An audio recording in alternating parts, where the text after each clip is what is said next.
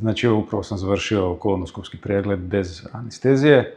Pregled je prošao vrlo uspješno, dapače iznenađujuće bezbolno s obzirom na to kakve su priče bile i kružile po kuloarima koje su govorile da je to gotovo nemoguće izdržati bez anestezije.